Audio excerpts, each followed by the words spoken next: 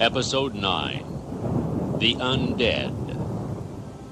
Recent news stories report of small children being lured away by a beautiful lady in white and being found later, unharmed, save for 2 small punctures in the side of the neck. Dr. Van Helsing has just told Dr. Seward that the lady in white and Miss Lucy are one and the same. For a while, sheer anger mastered me.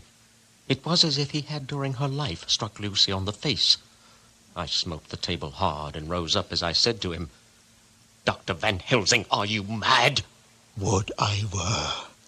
Madness were easy to bear compared with truth like this. Oh, my friend, why, think you, did I go so far round? Why take so long to tell you so simple a thing? Was it because I hate you and have hated you all my life? Was it because I wished to give you pain?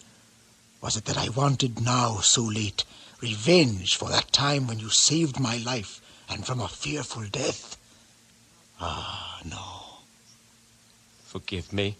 My friend, it was because I wished to be gentle in the breaking to you, for I know you have loved that so sweet lady. But even yet, I do not expect you to believe. It is so hard to accept at once any abstract truth that we may doubt such to be possible when we have always believed the no of it.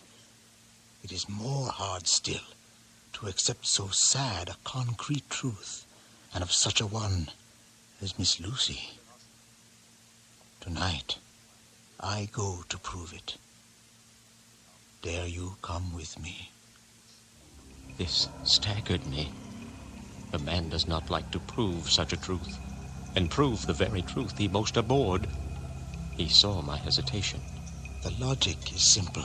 No madman's logic this time. If it be not true, then proof will be relief. At worst, it will not harm. If it be true, there is the dread. Yet very dread should help my cause, for in it is some need of belief.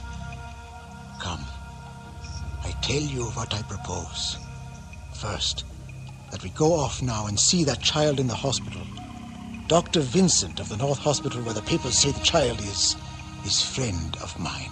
And I think of yours, since you are in class at Amsterdam. He will let 2 scientists see his case, if he will not let 2 friends. We shall tell him nothing, but only that we wish to learn. And then... He took a key from his pocket and held it up. And then we spend the night, you and I, in the churchyard where Lucy lies. This is the key that locked the tomb. I had it from the coffin man to give to Arthur. My heart sank within me, for I felt that there was some fearful ordeal before us. I could do nothing, however, so I plucked up what heart I could and said that we had better hasten as the afternoon was passing. At North Hospital we found the child awake. It had had a sleep, taken some food, and altogether was going on well. Dr. Vincent took the bandage from its throat and showed us the punctures. There was no mistaking the similarity to those which had been on Lucy's throat. They were smaller, and the edges looked fresher. That was all. To what do you attribute these wounds, Dr. Vincent? A bite of some animal, no doubt. Perhaps a rat. For my own part, I am inclined to think it was one of the bats, which are so numerous on the northern heights of London. Or from the zoological gardens. A young one may have got loose, or been bred there from a vampire. Possibly. These things do occur, you know. Only 10 days ago, a wolf got out and was, I believe, traced up in this direction. For a week after, the children were playing nothing but Red Riding Hood on the heath and in every alley in the place until this Bloofer lady scare came along, since when it has been quite a gala time with them. Even this poor little mite, when he woke up today, asked the nurse if he might go away. When she asked him why he wanted to go, he said he wanted to play with the blue fur lady. I hope that when you are sending the child home, you will caution its parents to keep strict watch over it. These fancies to stray are most dangerous. If the child were to remain out another night, it would probably be fatal. But in any case, I suppose you will not let it away for some days. Our visit to the hospital took more time than we had reckoned on, and the sun had dipped before we came out. There is no hurry. It is more late than I thought. Come, let us seek somewhere that we may eat, and then we shall go on our way. We dined at Jack Straw's castle, along with a little crowd of bicyclists and others who were genially noisy. About 10 o'clock we started from the inn. It was then very dark, and the scattered lamps made darkness greater when we were once outside their individual radius. As we went further, we met fewer and fewer people, till at last we were somewhat surprised when we met even the patrol of horse police going their usual suburban round. At last we reached the wall of the churchyard, which we climbed over. With some little difficulty, we found the Weston-Ray tomb. The professor took the key, opened the creaky door, and standing back politely but quite unconsciously, motioned me to precede him. There was a delicious irony in the offer, in the courtliness of giving preference on such a ghastly occasion.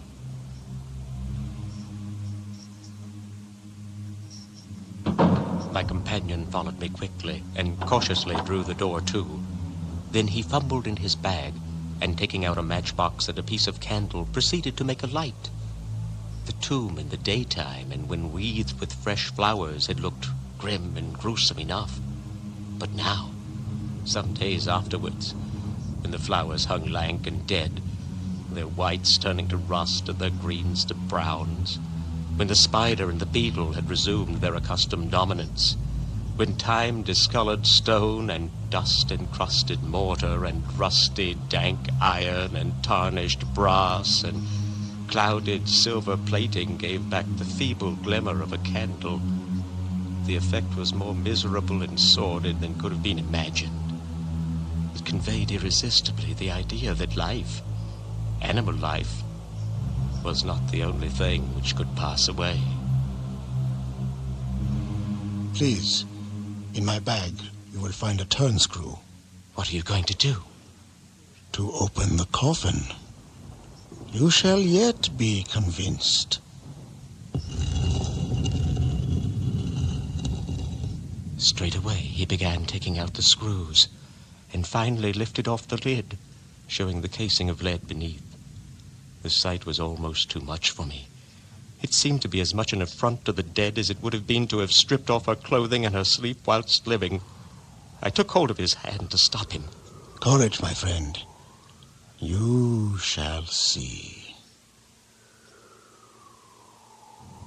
Again, fumbling in his bag, he took out a tiny fret saw, striking the turn screw through the lead with a swift downward stab which made me wince. He made a small hole, which was, however, big enough to admit the point of the saw.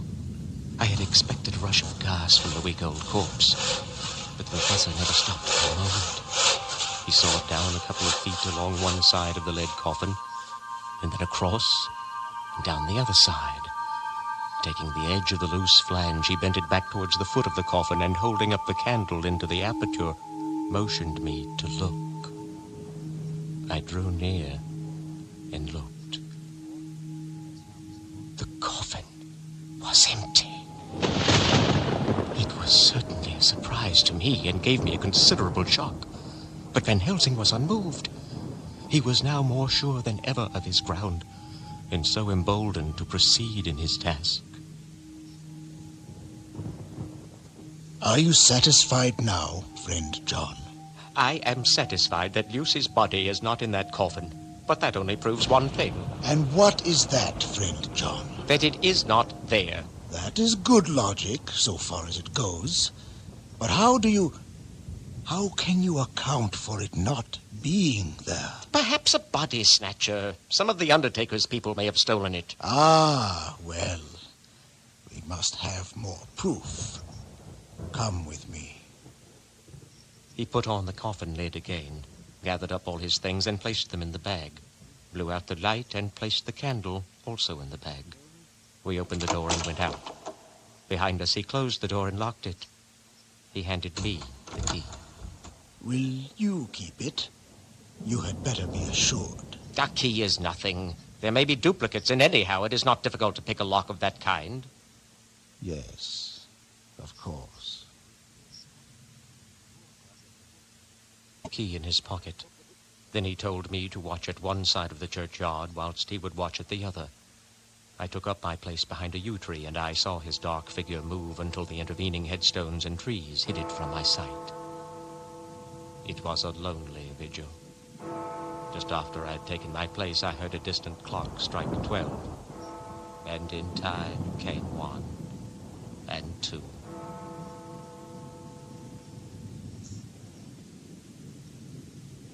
Suddenly, as I turned around, I thought I saw something like a white streak moving between 2 dark yew trees at the side of the churchyard farthest from the tomb. At the same time, a dark mass moved from the professor's side of the ground and hurriedly went towards it. A little way off, beyond a line of scattered juniper trees which marked the pathway to the church, a white, dim figure flitted in the direction of the tomb. I heard the rustle of actual movement where I had first seen the white figure, and coming over found the professor holding in his arms a tiny child. When he saw me, he held it out to me. Are you satisfied now? No. Do you not see the child? Yes, it is a child, but who brought it here? And is it wounded? We shall see. And with one impulse, we took our way out of the churchyard, he carrying the sleeping child. When we had got some little distance away, we went into a clump of trees and struck a match and looked at the child's throat. It was without a scratch or scar of any kind. Was I right? We were just in time. We had now to decide what we were to do with the child, and so consulted about it. If we were to take it to a police station, we should have to give some account of our movements during the night. At least we should have to make some statement as to how we had come to find the child. So finally, we decided that we would take it to the heath, and when we heard a policeman coming, would leave it where he could not fail to find it. We would then seek our way home as quickly as we could. All fell out well. At the edge of Hampstead Heath, we heard a policeman's heavy tramp, and laying the child on the pathway, we waited and watched until he saw it as he flashed his lantern to and fro. We heard his exclamation of astonishment, and then we went silently away. By good chance, we got a cab near the Spaniards and drove to town. I cannot sleep, so I make this entry. But I must try to get a few hours' sleep, as Van Helsing is to call for me at noon. He insists that I shall go with him on another expedition.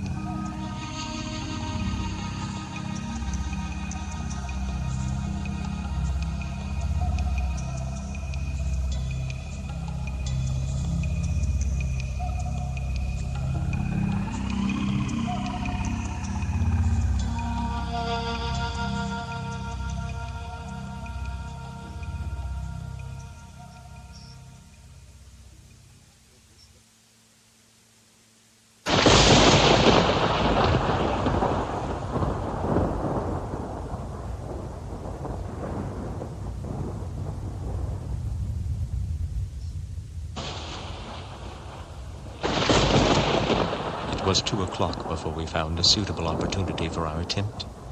A funeral held at noon was all completed, and the last stragglers of the mourners had taken themselves lazily away. We knew then that we were safe till morning did we desire it, but the professor told me that we should not want more than an hour at most. Again, I felt that horrid sense of the reality of things, in which any effort of imagination seemed out of place. And I realized distinctly the perils of the law which we were incurring in our unhallowed work. Besides, I felt it was all so useless. Outrageous as it was to open a leaden coffin, to see if a woman dead nearly a week were really dead, it now seemed the height of folly to open the tomb again, when we knew from the evidence of our own eyesight that the coffin was empty. I shrugged my shoulders, however, and rested silent. for Van Helsing had a way of going on his own road, no matter who remonstrated. He took the key, opened the vault, and again courteously motioned me to proceed.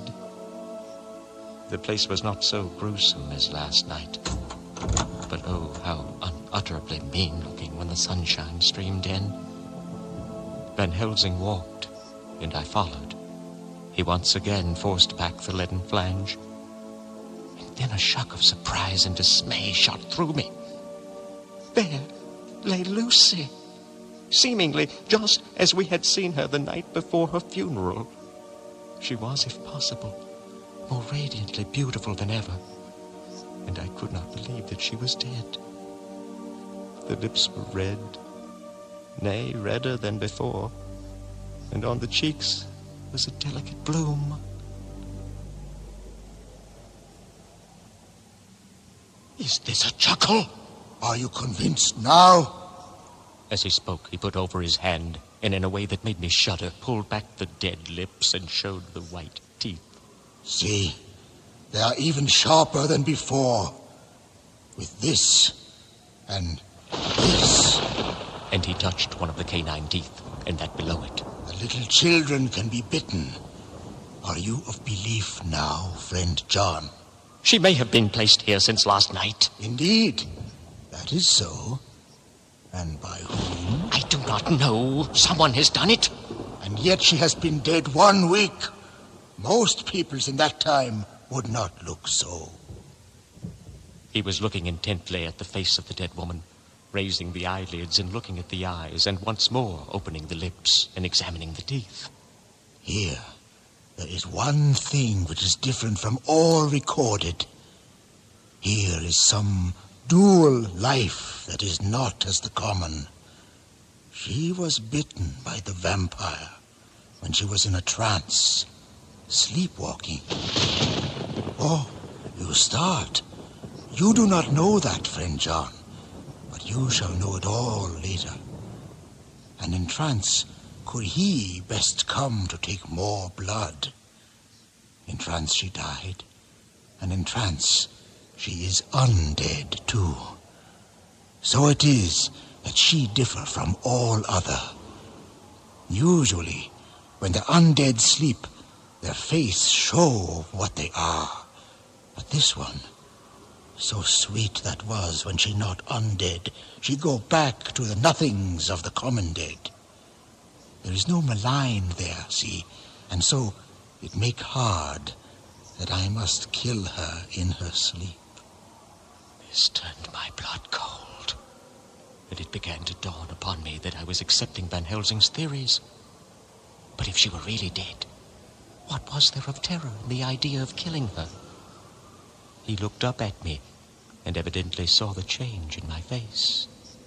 Ah, you believe now? Do not press me too hard all at once. I am willing to accept. How will you do this bloody work? I shall cut off her head and fill her mouth with garlic, and I shall drive a stake through her body. It made me shudder to think of so mutilating the body of the woman who I had loved. And yet the feeling was not so strong as I had expected. I was, in fact, beginning to shudder at the presence of this being, this undead, as Van Helsing called it, and to loathe it. Is it possible that love is all subjective, or all objective?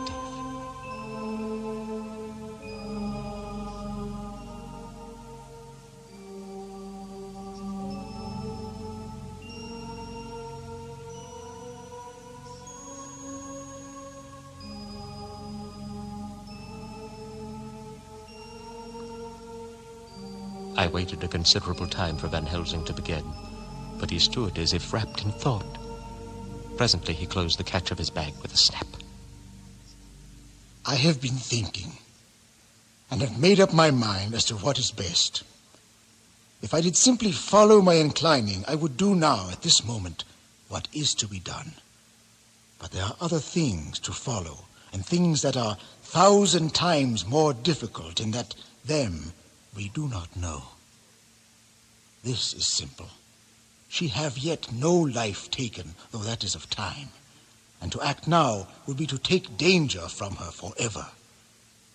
But then we may have to want Arthur, and how shall we tell him of this?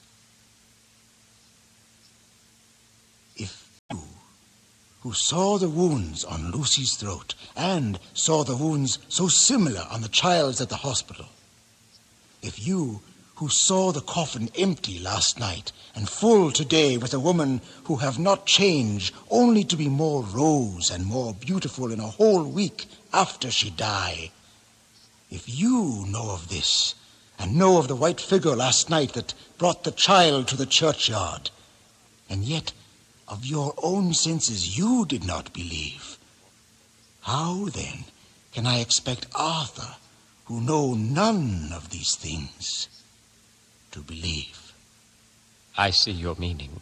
No, I told him once, and since then I learn much.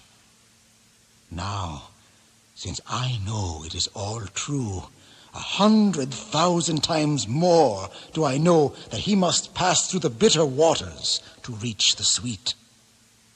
He, poor fellow, must have 1 hour that will make the very face of heaven grow black to him. Then we can act for good all round and send him peace. My mind is made up. Let us go. You return home for tonight to your asylum and see that all be well. As for me, I shall spend the night here in this churchyard in my own way. Tomorrow night, you will come to me at the Berkeley Hotel at 10 o'clock. I shall send for Arthur to come too, and also that so fine young man of America that gave his blood. Later we shall have work to do. I come with you so far as Piccadilly, and there dine, for I must be back here before the sun set.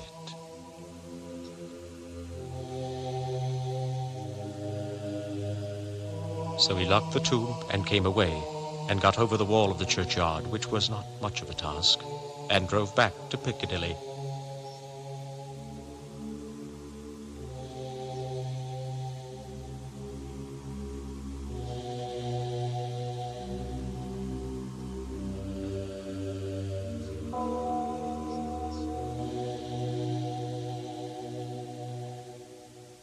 Here is the text of a note left by Van Helsing in his portmanteau, Berkeley Hotel, directed to John Seward, M.D.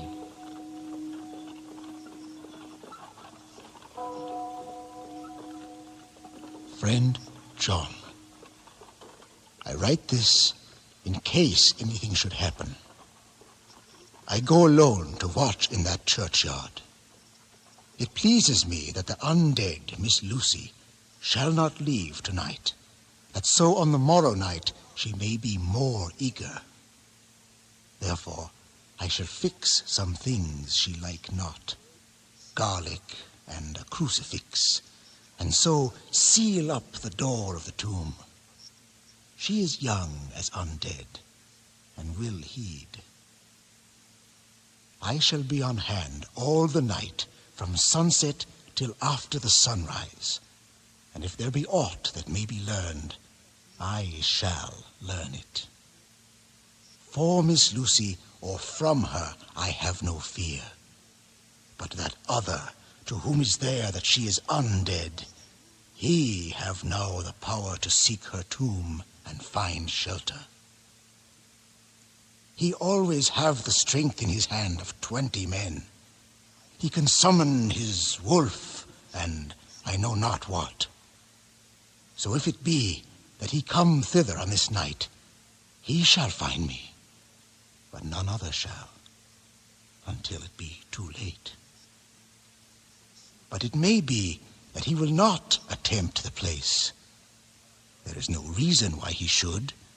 His hunting ground is more full of game than the churchyard, where the undead woman sleep, and the one old man watch.